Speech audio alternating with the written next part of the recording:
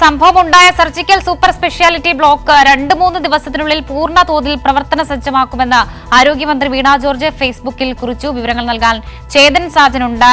ചേതൻ, ഈ സാങ്കേതിക പരിശോധനകളെല്ലാം പൂർത്തിയാക്കിയതിനു ശേഷമുള്ള തുടർ നീക്കങ്ങളാണോ മന്ത്രി പറയുന്നത്? എന്താണ് ഫേസ്ബുക്ക് പോസ്റ്റിന്റെ പൂർണ്ണരൂപം?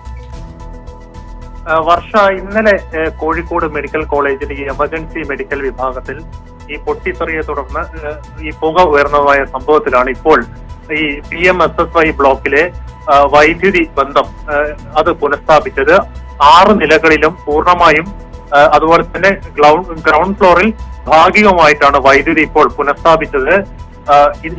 ഈ വിഷയവുമായി ബന്ധപ്പെട്ട് ആരോഗ്യമന്ത്രി കോഴിക്കോട് മെഡിക്കൽ കോളേജിൽ നിന്ന് നേരിട്ടെത്തിയിരുന്നു.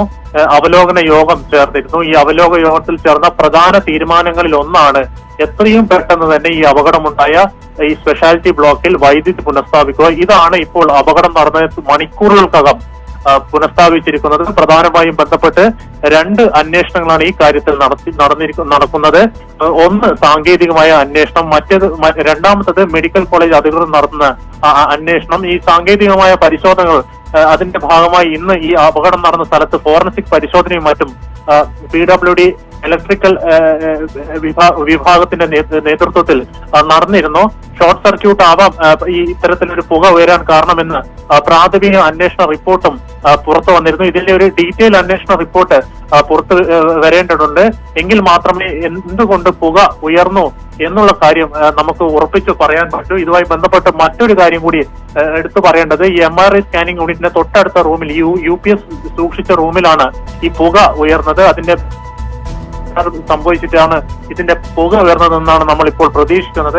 ഇതുമായി ബന്ധപ്പെട്ട് കൂട്ടിച്ചേർക്കാനുള്ളത്, ഇത്തരത്തിൽ ഈ 2026 ഒക്ടോബർ മാസം വരെ ഈ MRI മെഷീനും അതുപോലെ തന്നെ ഈ UPS ഓരോ 6 മാസം കൂടുമ്പോഴും ഇതിന്റെ പ്രവർത്തനം, അത് ഇത് നോക്കുന്ന, ഇത് പരിശോധിക്കുന്ന ഏജൻസികൾ ഇവിടെ എത്തി ഇതിന്റെ ഒരു കോപ്പി മെഡിക്കൽ കോളേജ് അധികൃതർക്ക് നൽകാറുണ്ട്.